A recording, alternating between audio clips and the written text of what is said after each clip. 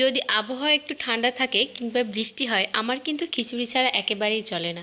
আর প্রায় এভাবেই আমি খিচুড়ি রান্না করে থাকি। তো ভাবলাম আজ তোমাদের সবার সাথে আমার খিচুড়ির রেসিপিটা শেয়ার করি। প্রথমে আমি কিন্তু এখানে পরিমাণ মতো চাল নিয়েছি, এখানে পেঁয়াজ, রসুন আর কাঁচা মরিচ দিয়েছি, যে যেমন পছন্দ করেন।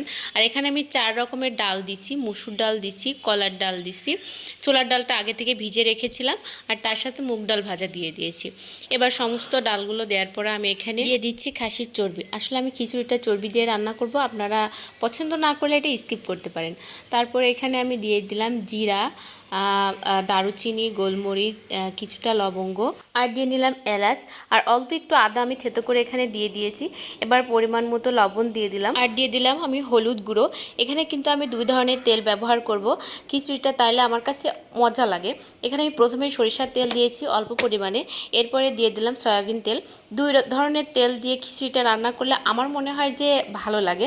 এরপর আমি সুন্দর করে হাতটা পরিষ্কার করে ধুয়ে খিচুড়ি সবগুলো ভালো করে মিক্স করে নিচ্ছি। এখানে আপনারা চামচ ব্যবহার করতে পারেন, তবে আমার মনে হলো হাত দিয়ে মেখে নিলেই যেন খিচুড়ির মিশ্রণটা ভালো হয়।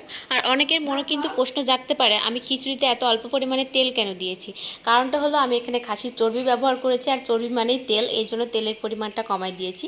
এরপর আমি পরিমাণ মতো পানি দিয়ে চুলাইতে খিচুড়ি বসাই দিয়েছি। অন্যদিকে আমি বেগুন ভেজে নিচ্ছি, কারণ খিচুড়ি হবে আর তার সাথে যদি বেগুন ভাজা না থাকে তাহলে কি জমবে।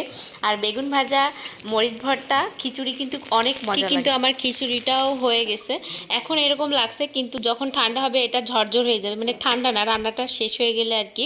দেখুন এভাবে ঝরঝরা হয়ে গেছে খিচুড়িটা আমার। অন্যদিকে এদিকে আমি মাংস রান্না করছি, মাখো মাখো করে, কষা কষা করে মাংস।